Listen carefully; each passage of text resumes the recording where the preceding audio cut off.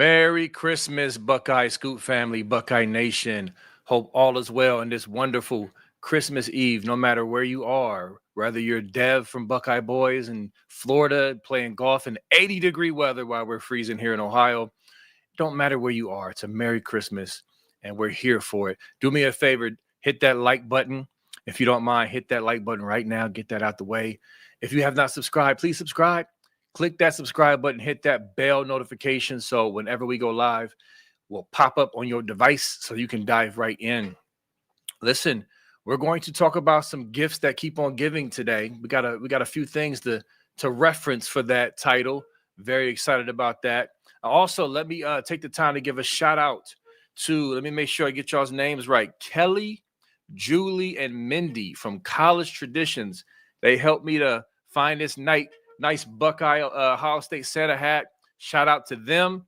College Traditions on Lane Avenue. Good people. Appreciate y'all. Also, remember when you send those wonderful super chats, helps to go towards the Pay It Forward, which is our military and our first responders. We're going to look out for them because they always look out for us. And we also have Nevada and Dev looking out for us as well. What's up, fellas? Devin, what's up? Chilling, man. You already gave it away of what my day's been like so far, so I don't really want to speak on that anymore. I feel like some people will start feeling some type of way, but my day's been good. It's been a good day. That's good. Nevada, what's up with you? Man, I'm enjoying Christmas Eve. Getting ready. Got a bet on the Cal Hawaii game tonight. So a little Christmas Eve betting going on and stuff. So a little Christmas cheer going on in Nevada Buck household. So very excited about everything. Very excited about Christmas tomorrow and opening up the presents on New Year's Eve against Miami. Absolutely. What time is that Cal Hawaii game? I want to say it's at like 5 p.m. West Coast time, 8 p.m. Eastern time or something like that. So it's coming up. Coming up, yeah. Yep, I'll be checking. I'll have that on at least as background as I'm doing stuff, because I'm Santa, so I'll be busy. But yeah, that's good. I did not know they played. Who you got? You got money on Cal? I'm assuming. I got money on the over. I'm over 50, over 51. I think it's going to be a scoring fest. This first time Hawaii's played in that bowl game in a bit, so it's going to be a fun one. The game's over there in Hawaii. I just think it's going to be defense optional, go fast, scoring all the time. Yeah, no, I got you. Yeah, it's football, so I'll have my eyes on it for sure. But listen, fellas, let's dive right in. I want to touch on some gifts that keep on giving. And so with the first thing, since Dev backstage, he already started going in on this. So let's just touch on it first. One of my gifts that keeps on giving is opposing fan bases. Opposing Ohio State fan bases are the gifts that keep on giving. What do I mean? Think about this. Last year, no offense, Sports Talk Jay, we love you, but your fan base, some of your fan base was extremely obnoxious. Leading up to that game, y'all remember the SEC Shorts crew, who I love. They're hilarious. They did a whole bit on it, the whole kneeling north, and we're going to come to your stadium and take the goalpost down and throw it into Olachangi River and all this other stuff. And we know what happened. And obviously Texas, leading up to the game in the Cotton Bowl, watching their podcasters saying they were too physical, they were going to beat us up on the lines. And shoot, even after that, the matchup this season, they were still talking about this might be a blowout and all this other stuff. And then, of course, the Oregon Ducks. They may possibly be the worst out of all of them.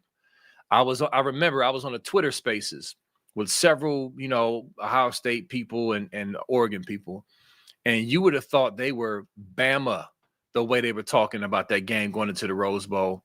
And you saw what happened there, talking about how they were going to get us in the trenches. They had their guys back healthy, all that. So now fast forward, we have the Miami Hurricane fans saying, well, look what Indiana did. And we're better on defense than they are. We're better on the O-line than they are. So we're going to do even worse. Listen, I don't know if these fan bases learn their lesson. Clearly they don't. But they are the gifts that keep on giving. Dev, what you got on that, brother?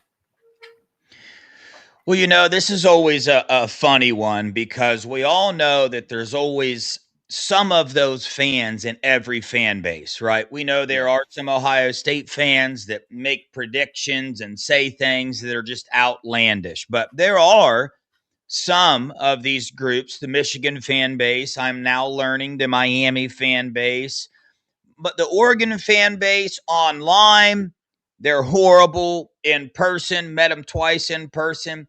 Not too much to complain about there for me personally, but we all know the Michigan fan base. But this Miami fan base, kind of like the Michigan fan bases, a lot of their YouTubers and people that they follow, they get on and just say the most ludicrous, outlandish things. Like, they want to, you got Miami YouTubers talking about how they are going to beat us by 3+ touchdowns because you look at our strength of schedule, the defenses we've played, the offenses we've played, and we haven't played anybody. And it's just like, bro, do you realize where you're coming? You lost to SMU and Louisville, right? Right.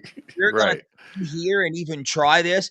At least when we played those lower ranked teams, we beat them. You didn't even do that. So it's like there's just zero logic in what they're saying. Like trying to compare, there are several fan bases this year trying to compare their receivers to our receiver room, right? When Buckeye fans say, hey, got the best wide receiver core in the nation, it's because we actually do. That's not scarlet glasses. That's not us reaching. That's the truth. When we talk about our defense the way we do, it's the number one defense in the nation. Miami does not have the number one defense in the nation. Again, you lost. You gave up 365 passing yards to Louisville, right? Remind me the last time an Ohio State this year gave up 365 passing yards to a team, period. Like what? It would be hard pressed to find that 2 games in a row. Add both of them together, we probably don't even reach that mark. So it's like, man, some of these fan bases where the people that they gain their information from are also so far out on a ledge and they just don't bring logic into it. That's where you start diving into just fan bases that are absolutely crazy because every fan base has a couple. Yeah. But when you look at who the fan base is following, that's what separates the extra psycho ones, the Michigan fan base, the Miami fan base. It's because of who they are listening to. I don't know where they get their information or their takes. It's just wild. Nevada. Well, first of all, before Nevada, you jump in, I did not know they gave up that many passing yards to Louisville, Dev. That's one stat I did not look at. That is crazy. That just brings more perspective to the foolishness. Like, what are y'all talking? Y'all's defense is cool. You have a good defense, but like, stop it. Nevada, what you got, bro? Well, let's focus on the Miami thing. But I'm going to give, this is the Miami schedule this year. This is when they're talking about how tough the teams they've played. Okay, they played Notre Dame. Okay, give that to them. Then Boston College, University of South Florida, Florida State, Louisville, Stanford, SMU, Syracuse, North Carolina State, Virginia Tech, and then Pitt. That's their schedule. So, Stinky. I mean, talk about like not a murderer's row. I mean, when your toughest game is Notre Dame, the first game of the season. I mean, we played Texas the first game of the season, number 1. Like they played. Like, don't tell me how tough their schedule sucked. I mean, they didn't play anybody.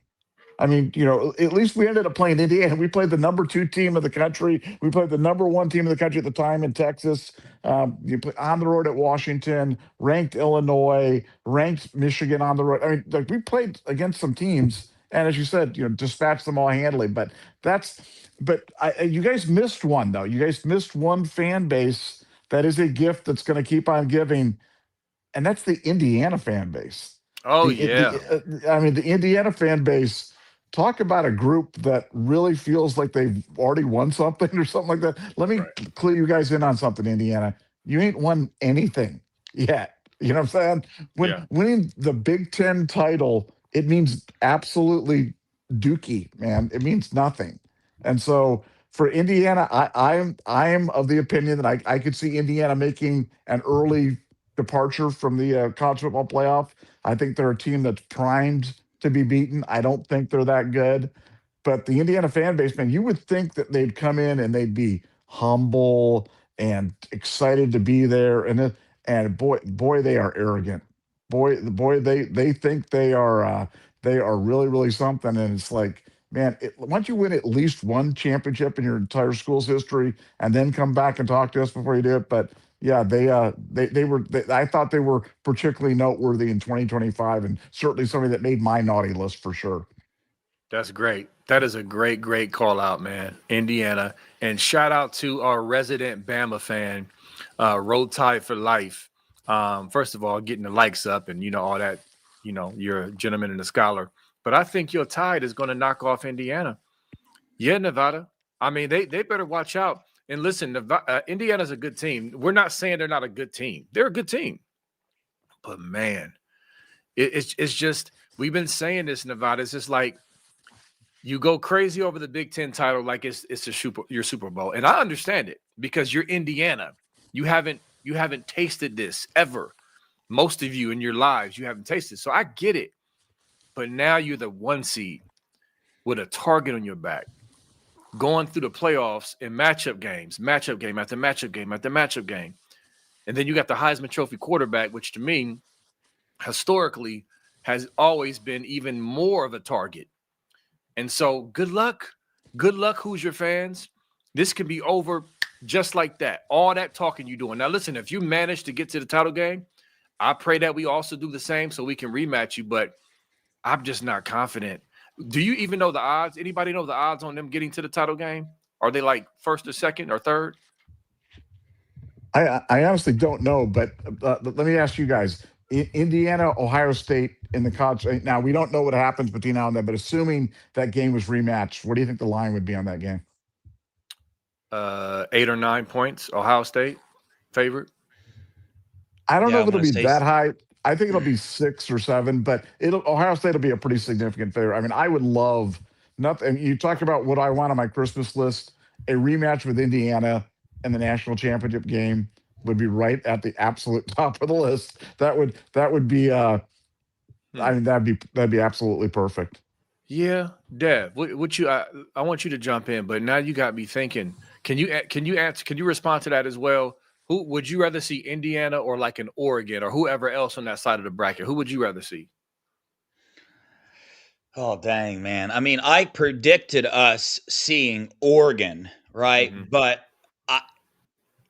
dude, from a football fan perspective, I want to see Indiana again, man. I just do. I want to see them again. Like, I'm just speaking the truth here because, yeah, their fans, the way they talked, I mean, they're living off of a bunch of nothing right now. Big Ten title game, beating Ohio State, which that just goes to show you, like, if Ohio State would have beat Indiana, we would have been cheering for about a week, and then it would have been over. I mean, they're still living off of that, man. They're going to live off of that for the next 5 years if they don't go win a national title, right? So there's a huge difference in the fan bases. We've been around. We've been doing this thing, but yeah, I just can't help. I was talking to Dalton yesterday on our show, and I said, man, again, and he feels the same way. He's got Buckeyes going all the way. There was nothing in that game that made me think we can't win a national title and that made me think Indiana is some super team. Now, what they are doing is amazing. It's out of this world. Shout out Coach Sig for what he's doing. But the way they're being talked about, I think, is just it's overblown, right? In my opinion, great team, but we'll see what they do in these playoffs, right? They gotta finish this thing out if they want to keep. They're talking like they've done something already, as Nevada brought up. You've done nothing, right? Nobody cares. Oregon won the Big Ten title last year. Nobody gives anything at all, right? We beat Texas the first game of the season. We moved on from that. You don't hear us still talking about how we beat Texas, and we're living off of that. No, we were going to go win a national. If we don't win a national title, we're going to be quiet. We're going to be upset. We're going to strive for that next year. Bro, I'm interested to see how they take it. They're not going to win a national title. I'm interested to see how long they keep bringing up the Big Ten title. But I'd be lying if I told you I didn't want to see Indiana in that Natty game. I would be lying to you, and I just don't feel like doing that today. No, I feel you, and I'm pulling up the bracket to kind of look at it here. Okay, so realistically, I mean, does anybody think Texas Tech is going to beat Oregon? I don't, but some people do. Oh. I mean, after Oregon, I mean, I had Oregon kind of moving through that. I always thought that Oregon was going to be the team, for us to meet in the college football championship. But man, I don't know. After that James Madison game, you talk about defense optional. They didn't play any defense at all, and so I'm a little wary of that one. That game's definitely gonna get my attention for sure, because I think Tech can score, and Oregon can't play defense. So that game might be 55-51 or something like that, and no telling how that's going to turn out. No, that's a great point, Nevada. I thought the same thing. And Dev, I thought about that like, man, because here's the thing with Oregon. You've had people this year that would say, you know what, this Oregon team is good, but I never really saw it. I think last year's Oregon team was better. They just been okay to me. They're a good team with some talent, but they haven't really moved the meter for me. Like, ooh, this Oregon team is kind of scary this year. Do y'all agree? And that game kind of reminded me of that, the JMU game. No, I think they were substantially better last year, like way better, way better. Now, maybe football isn't as good as it was last year. Maybe it's down a little bit or whatever it is. But I completely agree with you that this Oregon team, starting from the quarterback and working their way down, it's just not as good. And people can talk about Dante Moore in terms of an NFL draft prospect, but Dylan Gabriel as a college quarterback was really, really good. I mean, really. And that was a guy who was a 6-year guy, right? Throwing over 50,000 whatever yards you thrown for, and seeing everything. And he was really good. And they had some great wide receivers, some great guys on defense. I think this Oregon team is definitely a notch down and absolutely beatable by Texas Tech, and that would not shock me in one bit. Okay, so I'll take the graphic down. Go ahead, Dev. I was going to say, they definitely are, man. You're talking about an Oregon team that struggled against Iowa, won 18-16. They struggled against Wisconsin. Going in the half, I think the score was tied against Wisconsin, right? Obviously lost to Indiana, struggled against Penn State, right? Went into overtime against Penn State. So they have their games where they look a little bit better, but honestly, man, even Washington was 26-14 going up against any opponents that have any type of pulse on the offensive side of the ball. They've found themselves right in some trouble, and even Iowa, then a little bit more of an offensive pulse than normal. But Iowa, that's what I was talking about. Yeah. So they're definitely beatable. I just figured they would kind of get on a harder streak than they were. They're going to have to play better if they're going to see us in a national title game. That's for sure. Yeah, no, that's good. And so I guess I'll wrap this part up by saying, after looking at the bracket again, I would agree, Nevada and Dev, the Indiana matchup will be number one. I'm going to go with Bama as my second most desirable matchup. I don't want to play Oregon. We beat them. Like, I mean, I'm just kind of done with them for now. Now, listen, if they made it, it would be good to dash their hopes again and remind them of who they are, not a blue blood with zero natties. Hi, Ducky fans. But give me Indiana rematch, to really just shut their fans up, and also have a double Big Ten team matchup for the Natty, which is going to ruffle some SEC feathers. Or my second choice, Bama, because that's a sexy matchup, Bama, Ohio State, and so I like it. Anything before we do you guys? Yeah, do you guys like the bracket this year? You guys like us being on the same side as Georgia and Miami and Texas A&M? You look at the other side, you got Oregon and Indiana and Texas Tech. You guys like the way they got this set up this year? Nevada, what you got first? I mean, I do. I think they did a pretty good. Compared to last year with the overseeding and the auto qualifiers and things like this, I think this is a vast improvement. And I think it's probably fair. I mean, at the end of the day, when Ohio State was number one and you lose to number two, you shouldn't fall beyond number two. That's just Mhm. how it should work. And I think Georgia was clearly the third best team in the country, and Tech was the fourth best team in the country. So I think they got the top four right, and then everybody else just kind of fall into place after that. So no, I think they did as good a job as possible given the constraints and other things of the bracketing thing. And I think we're going to see Alabama. I'm telling you, I thought Alabama was going to beat Oklahoma. You remember I said that, Mhm. B, when we were doing Yep. our predictions. I'm like, I think they're going to go. They're going to beat Oklahoma. I think they're going to beat Indiana. I'm just telling you, I think they're going to beat Indiana. I don't think Indiana's all that good. I think Indiana caught us at the absolute perfect time. We were Yeah. a pint low emotionally. That game was in Indianapolis. It was their Super Bowl. And we still should have won the game by multiple touchdowns if Exactly. Ryan Day doesn't have a complete brain cramp and Fielding doesn't shank a field goal. You know what I'm saying? So, or how many times is Julian taking a slip on a quarterback Right. sneak and Right. down himself? You know what I'm saying? So Yeah. it's one of those things where I just don't think they're that good. I think they're primed to be upset. I called Oklahoma or Alabama to win at Oklahoma. I'm telling you right now, Alabama's going to beat Indiana in the Rose Bowl. Calling it Yeah, I right now. agree. I'm feeling that too. And to quickly answer your question, Dev, I like this bracket. Everything Nevada said, I agree with, but I like it for selfish reasons. I've been wanting Georgia. Like, here's the thing. I wanted Miami over A&M. That was my preferred matchup. I got that.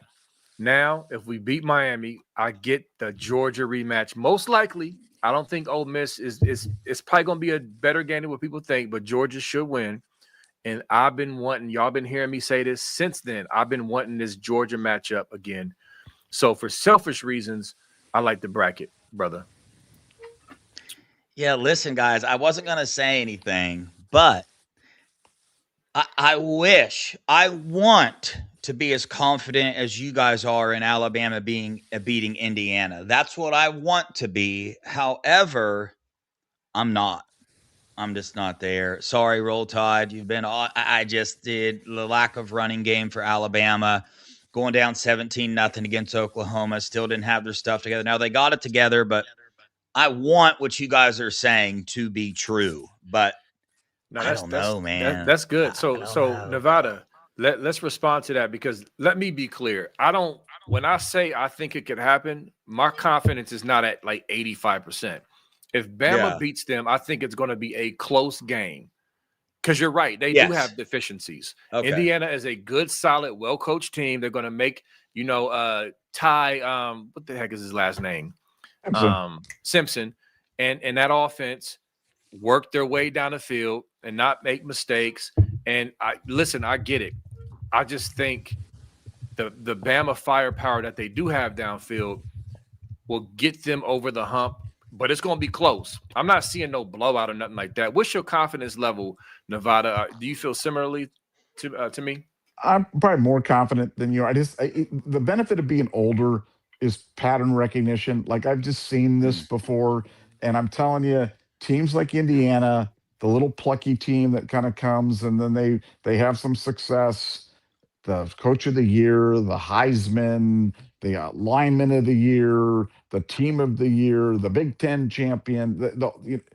Those teams almost always underperform at the next level. They just do. And teams like Alabama that were lucky to get in the tournament were the last seed to get Yeah, in good point. and go on the road and beat Oklahoma.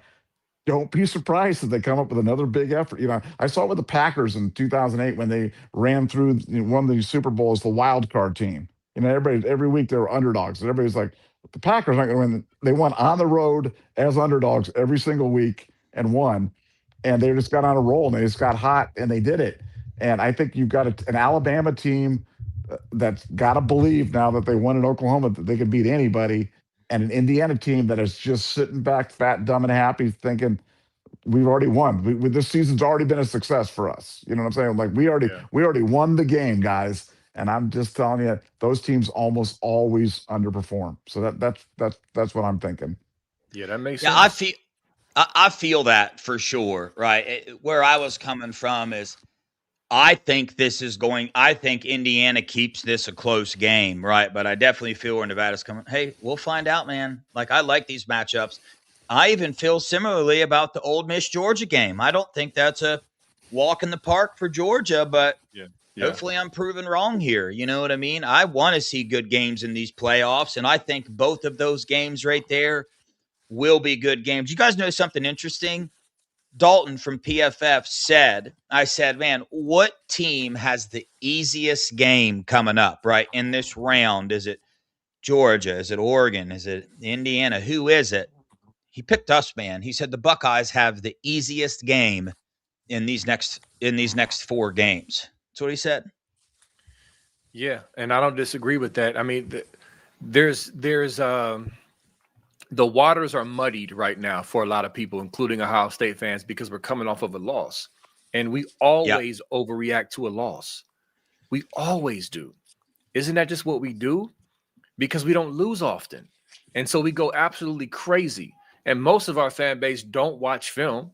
They don't, and even if you don't have access to all 22, fine. You don't rewatch the game. Most of y'all don't rewatch the game.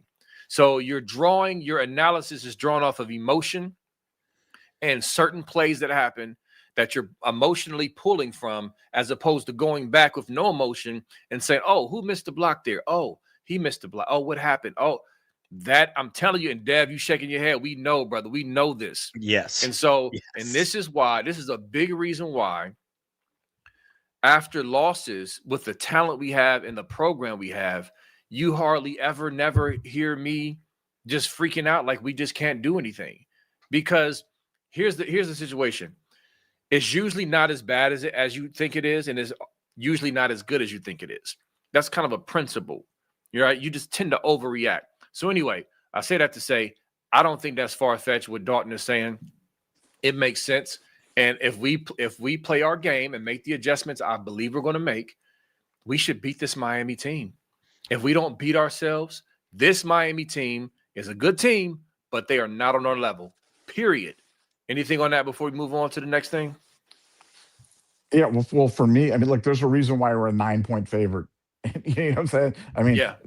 That's a huge favorite in a quarterfinal game. 1, 2, there is nothing I want more than betting on a Ryan Day team coming off a loss. And I mean, that is such a chalky spot, man. I'm just telling you, that is it was such a great indicator for me in terms of I wasn't rooting for it to happen, but when it did happen, I'm like, oh, I know what's coming next. And I'll tell you this, and remember I'm saying this to you guys, okay? Miami Ohio State game. It doesn't need to be close. Okay? That game does not need to be close. So just watch, guys. Let's go back and enjoy it. I don't think it's going to be close. I really don't think it's going to be close. Amen. So listen, that's a great segue to the next gift that keeps on giving, and that's the Ryan Day doubters. That is the next item on the list, the Ryan Day doubters. And so now I'm seeing, and I kind of went on this rant the other day about a lot of our fans, not all, we got a large fan base, but a good portion of our fans just bemoaned and just, oh, we're going to lose. Oh, it's over. Oh, this sucks, when it was announced that Ryan Day is going to be taking over play calling. And me and Nevada, we're like, huh? This is great news. This is what we hoped would happen, with Hartline having his head somewhere else and Ryan Day having the experience he has and the success that he's had. And again, we've said, has he always been perfect? Of course not. Name one coach that's called plays that you can just say he's been perfect every single time. You can't. But you can still look at their track record and say, but he's a really good OC. And that's what Ryan Day is. And so to me, this is the gift that keeps on giving, because it's a two-edged sword, fellas. On one edge, it's annoying. It irritates my soul when fans just, with the foolishness, they don't really take time to think stuff through, and they just give goofy takes that don't make any sense when you really consider all things. But then on the other side, it seems like whenever this man is doubted, he seems to always rise to the occasion. And so I'm excited about that rising to the occasion for the opposition for Ryan Day, not only taking over play calling, but coming off of that loss. There was just doubt there. There was already doubt there talking to some fans, but now it's been amplified for some fans with the announcement of the play calling. Dev, what you got on that? Bro, I mean, I haven't seen that much, but I know they're out there. And I'm going to be honest, man, I would question whether those are real Ohio State fans or whether those are Team Up North fans creating Buckeye accounts just to make us look ignorant, because I don't know how else to say it. I do apologize. Everybody can have their own opinion or whatnot. But listen, your options are Brian Hartline, the head coach at USF, or Ryan Day. That's not a debate. There's no world which you can convince me that having Brian Hartline stick to calling 13 and 14 personnel in the red zone and be a head coach elsewhere is a better alternative than Ryan Day, who started his career off there, like became the head coach because he was a good offensive coordinator. But like you said, not every coordinator is going to have a perfect, time. So yes, you can point some games out from Ryan Day, but let me point to this. Last year, right? You guys love Chip Kelly in the playoffs. Where do you think Ryan Day learned to call plays from? Chip Kelly is his number one mentor, his number one person. He took us to a national title last year with ease. Easy. What game did you guys get nervous in? Maybe the Texas game a little bit, but that was a double-digit win. I mean, listen, I'm convinced that those Buckeye accounts that are begrudging Ryan Day calling plays, man, you probably look up their other accounts. They're probably Michigan fans, Miami fans, or Indiana fans. Yeah, I don't know, Dev. I don't know. Some of these people I know from social media, I know their profiles. Man. And so it's true. It's true, man. But again, without belaboring the point, again, I address this narrative about Ryan Day and play calling has just really grown over the past couple of years. They're still blaming him for the Michigan losses, even though they were cheating for those 3 years. They blame him for last year's loss, even though Chip Kelly was in the booth. Whenever something good happens with the offense, he gets no credit. But if it's bad, then he called the plays. That's what a lot of the fan base, and a lot of this is coming from podcasters that they follow who push this out there. I know it is. And so just like the sheeple, they're regurgitating what they're hearing without actually having any information. Nevada, what you got on what me and Dev just said? Yeah, no, I look, I think for Ohio State fans, the one thing Ohio State fans like to do is they like to steel themselves up against disappointment, against potential disappointment, and kind of, knock down their expectations because they're afraid of getting their hopes up and then having them dash. Because being an Ohio sports fan, as you guys know, whether it be the Guardians or the Indians or the Browns or whomever, it's to have your hopes raised and then snatched away by John Elway or by or the Marlins or somebody else, or something terrible is going to happen. So Ohio State's been the one thing where they've been able to push through, but not often enough to kind of allay the fears. But look, I think Ryan. I mean, how often has Ryan Day? You had 2 bad games in a row. The closest thing we can talk about would have been the Oregon game, which I don't think was a bad game. The Oregon game last year, the first game, was not a bad game offensively. It was just a historically bad game for one player, for Denzel Burke, who's now playing a regular shift in the NFL, making interceptions. You know what I'm saying? So, it happens. But I think I from what I know about what the game plan is for Miami, and for what I've observed from watching Ohio State play for all these years and as well as this year, I really like this spot. I cannot tell you how much I like this spot for Ohio State. And I think Ryan Day, this is a perfect situation for him to come in. He's kind of licking his chops that he can take over the play calling. He obviously knows the offense intimately. He knows exactly what he wants. And you get a distracted, inexperienced Brian Hartline out of the booth, and you get Ryan Day. Like, come on, sign me up for that all day and twice on Tuesday. Amen. Definitely agree.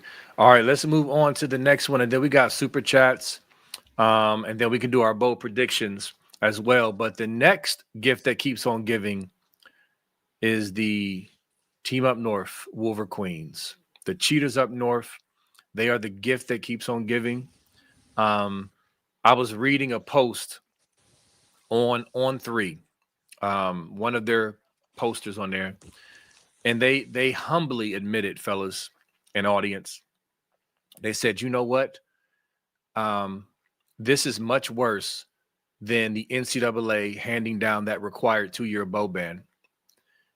He said our rivals are getting what they wanted and more. I'm paraphrasing, but they basically admitted what we said recently, fellas, and Intrinsic this is worse than the NCAA hammer. This is worse. And so who's really got the last laugh? And then on top of that, all these Biff Poggi interviews of him just, malfunctioning program and trying to keep players from transferring and his words with that malfunctioning program, he said for the last 5 years only confirms what we've been saying, that this is a Mickey Mouse natty. 2023 was a Mickey Mouse natty. We all know it. They know it. Poggi is letting the whole world know it with his recent comments. What you got on that, Dev? I think you're giving him too much credit, dude. Mickey Mouse is pretty cool. I think you're giving him too much credit, man. Fair enough. They've gone below that at this point. And yes, man, first off, we told you, okay? We told you this Sharon Moore stuff was coming out and it was going to get way worse.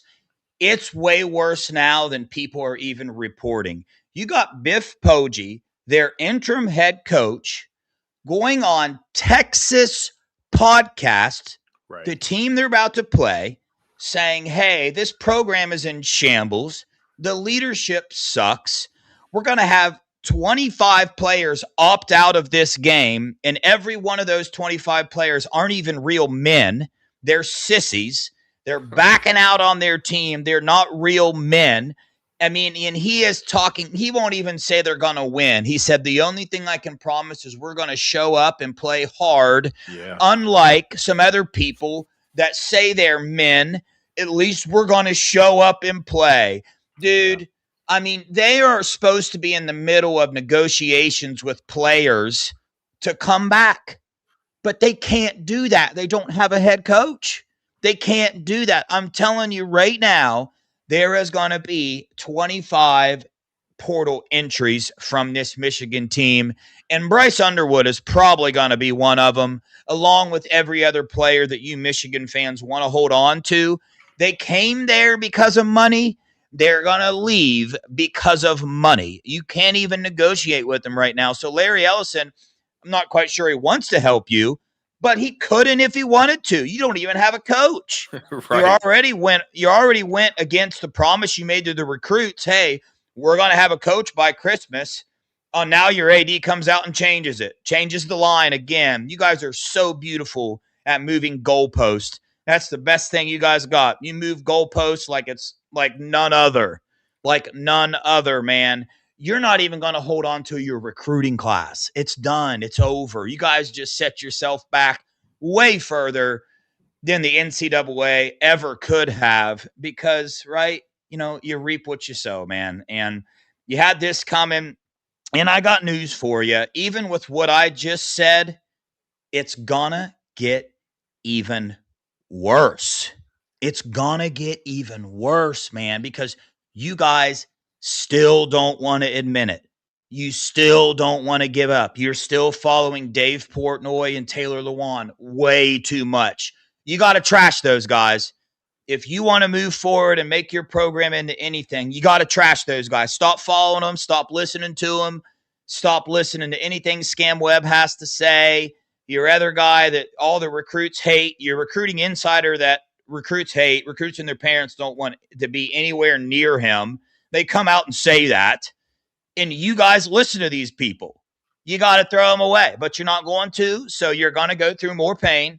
more than what you're experiencing now, you're going to experience more. I mean, the guy that's probably going to end up as your head coach, Biff Poggi, is going on Texas podcast saying, hey, essentially, we're probably not going to win because the team's full of sissies, but at least we're going to show up and play.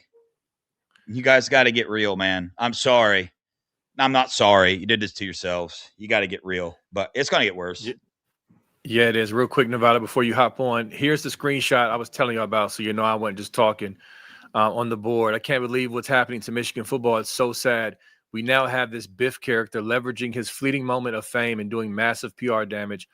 WTF is going on, and who is in charge?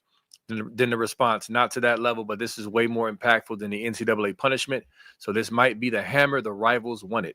Not our words, but Michigan fans' words. And this is not the only fan I've seen say this. But again, who has the last laugh? You did this to yourself, and I'll take it. I'm here for it. Nevada, what you got on this?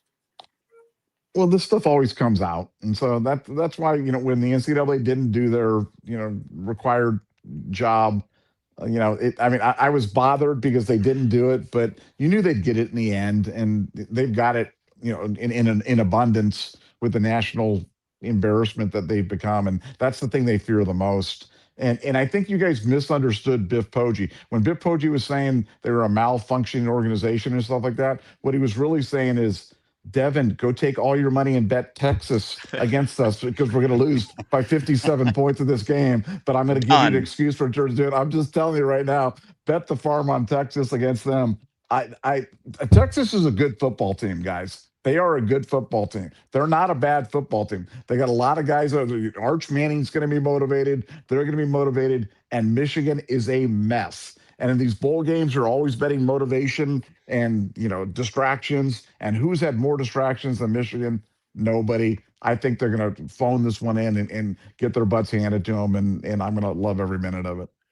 Absolutely. All right, let's get the super chats and some bold predictions.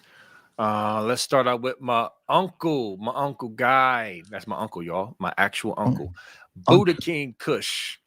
Thanks for the $4.99. Thanks for being a Scoop Ultra member. No comment, but that's cool. I love you, Unc. All right. We got Mike Green. Thanks for the $1.99. SMU Hudson, 11 for 136 yards with 5 others, 3 catches. So it looks like one person got off and everybody else didn't do anything. So somebody torched them, I guess. What you got, Dev? That's the thing. SMU beat them. Louisville beat them. They, Louisville held Miami to 67 rushing yards. 67. Okay. Yeah. Louisville, right? They're going up against the number 1 rushing defense in the nation, the number 1 graded rushing defensive line and front 7 in the nation. You shut down Mark Fletcher. It's over. It's over for him, man. Let me throw in my bold prediction. This is a Caden Curry game. They got big 6'9", 6'7" tackles, 300 and whatever pounds. Perfect for Caden Curry. Smaller defensive end, has been killing it, been shoving Bain in a locker all season. He's got 11 sacks. Bain has 7.5. Caden Curry's getting 2 sacks and 1 fumble recovery in this game. Nice. Sorry if I jumped ahead, B. I just got excited to throw that in there. No, you're good. I might give mine now in a second because I know we wrapping up soon. So no, that's good. Nevada, what you got? I'm going to repeat myself, but JJ's going to go off. JJ's going to, an angry JJ Smith. Hudson's good, but JJ's different level. If Hudson goes for 11 for 136, JJ's going to have 15 for 200. He's going to have one of those games. I think he's going to go off on them. I think they're going to force feed him. And I think the aerial attack for Ohio State's going to be in full effect against Miami. And I think that's how we're going to win. And I think I'm going to steal a line from Helping Technician who's got a thing. Shock and awe, boys. It's going to be shock and awe. That's great. You just read my mind, but I'm glad you didn't steal my thunder with specifics because my bold prediction is 3 touchdowns for Jeremiah Smith, 175 yards total. One of those touchdowns will be a rushing touchdown. That is my prediction, my bold prediction. And so that is good stuff. What's up? It's just funny. I got to put this down. I wrote down my bold prediction for JJ as 2 touchdowns, 137 yards. For some reason, that's what I wrote down. 1 more yard than this Hudson dude. Wow, that is crazy. That number is very similar. Yeah. All right, either way, he gonna get off. All right, Susan Buckeye, thanks for being a scoop box. Remember, thanks for the 10. Truth is, no one knows just how many plays Brian called or Ryan called in the past. Brian may have had the calls, but Ryan had the last say in the matter. Thoughts, OH Nevada? OH Dev? All right, Nevada, how about you jump on that first? I mean, I got some quick thoughts, but I think you can really hit this one hard. Yeah, I mean, basically, Ryan obviously always has veto action on plays. Ryan obviously super involved in terms of the first 15 play script, overall game planning, the down and distance, things like that. But Brian has been calling, I'd say 90% of the plays, 95% of the plays. And in other words, well, I should say he's called 100% of the plays. Probably only 5% or less have been changed by Ryan at some point in terms of doing it. So this has primarily been Brian Hartline knows what he wants to have called, but Brian's been doing the calling, and that's the way that that's the way it is working. That's the way it has worked in the past, and that's the real facts of how this whole thing's gone down. Yeah, good for me. Anything on that, Dev? Yeah, man, there's a dynamic to this that you got to understand. I'm with you. I think Ryan Day has obviously called some plays. Brian Hartline's been calling more plays than what you might expect. If you remember, Brian Hartline got the offensive coordinator role 3 years ago, gave it a shot, wasn't good at it. So what happened? Ryan Day just completely took over. But there's a different dynamic now, right, that happened this year when, Ryan Day can't come in and just completely overrule Brian Hartline and everything. This is his second go at offensive coordinator. How's that going to go if you give him a second go and then all of a sudden before the year starts you say, nah, dude, nope, I'm taking it from you. So Brian Hartline had a lot of say in what was going on, hence why Ryan Day is now taking over. If Ryan Day had been calling the plays like some people do presume, there would have been no need for Ryan Day to come out and say, hey, no, I'm going to be the one with the last say in these playoffs. He would have just kept it the way things are going. That's my take. Yeah, that makes sense. And real quick, my uncle, the comment came up. In my opinion, Ryan Day is one of the better offensive play callers in the country. He is. People just forget. People get amnesia. And so I think he's going to remind the people of who he is. Mike Green, thanks for the 199. What happened last time Day went against the scary D-line? Well, I remember Tennessee, before that Tennessee game, what did we hear leading up to that? Best D-line in the SEC, James Pierce. What are they going to do? They struggled against Michigan. How are they going to block this line? And so we figured it out and then some, did we not? So, amen. Great comment. Anything on that, Dev? No, I mean, yeah, great point. Miami wants to bring up their pass rushing defensive ends. I mean, you're going to put some people on an island out there with two of the best wide receivers in the nation when one of the best play callers in Ryan Day. He's prepared for this. That's the only strength. That's their best strength on defense. You don't think Ryan Day is going to prepare Julian Sand for that? That's all you got. What are you going to falter back to when that fails? It's going to fail. I mean, if Louisville can throw 365 on you, I would hate to see what the most accurate QB in the nation and 2 first-round wide receivers do to you. Right. Nevada, what you got on that? Yeah, no, I agree. The Tennessee game is immediately what leapt to mind. Yep. That they were supposed to be the big scary monsters, and we kind of put them in the proverbial locker and shut it up. So yeah, I think Ryan will be in his bag. Yep, I agree, and I can't wait for it. Ernie Gonzalez, thanks for the 499. Quick, get some butter because we about to be on a roll. OH, fellas? I agree. I cannot wait. And, obviously today's Christmas Eve. We'll have Christmas. And then, after Christmas is it's kind of like right in the thick of game week. You know what I'm saying? Like we're going to blink and it's going to be ready for game time. So I'm excited, fellas, for sure. Anything on that? I got another bold prediction on that. Somebody's about to get back on a roll as well, and that is Arvell Reese. 2 sacks and a forced fumble in this game. He's been quiet. Not anymore. I love it. I love it, man. Yeah. Yeah. I know he's been, he's been catering to the scheme and Sonny's been eating it. But yeah, I really think he's going to be unleashed for sure. I agree with that. All right. We got the last super chat here. Josh Wilson, thanks for the $4.99. Saying is amazing, don't get me wrong, but he doesn't always see the field and misses open receivers on reads. So let me say this. Yes, his game against Indiana was his worst game. We all saw Joe Clapp point out him missing Brandon Ennis wide open down the field. I don't want to, in my opinion, I don't want to overstate. I don't want to overreact to that and say he just always misses. I don't know if that's fair, but I know it's sticking in his craw that he did miss Ennis and others in that game and just didn't have his best game. He was a little sped up. He was holding on to the ball at too long at times. Excuse me. So I expect him to bounce back and play much better in this game, fellas. What you got, Dev?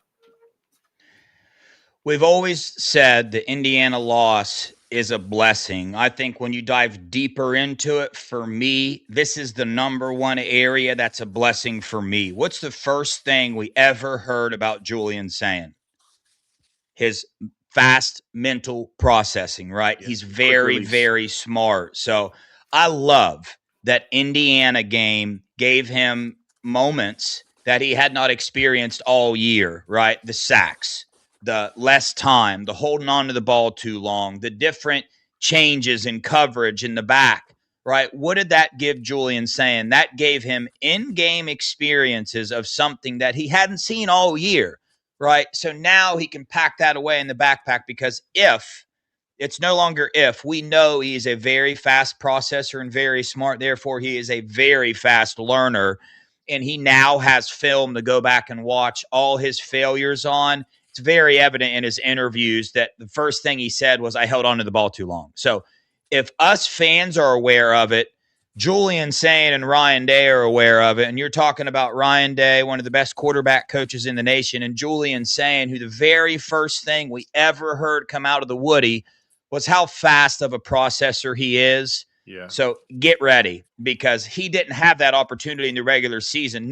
There wasn't a team that really did that to him, right? You know what I mean? So they did now. This is the number one area that I think this Indiana loss was a blessing, and that's for Julian Sain to experience what he did. He's a red shirt, right, sophomore, right? Is that how you say it? Red shirt freshman?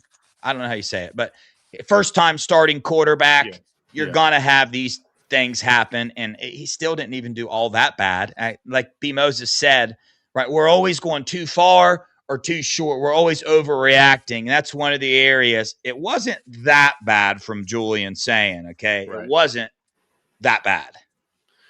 Agreed. Nevada, what you got on this? Well, yeah, I mean, if you look statistically, he was better than Mendoza in the game. But Mendoza, they won, so he won the Heisman and everything was great. And I mean, we're just so used to Julian being perfect. And I'm going to let you in on a little secret, okay? Every single game, quarterbacks miss guys that are open. Every single game in the history of things. Aaron Rodgers, Tom Brady, Dan Marino, everybody misses guys. So the idea that this is some sort of unique problem to Julian Sain, it just because we saw it, it's just because they showed it to you, because you don't get the benefit of the all 22. Yeah, it happens every game. This is not a unique thing. He got sped up a little bit by their pass rush. Hadn't faced that much pressure before. Was moving off his primary reads a little fast. Mm-hmm. He'll get it calmed down.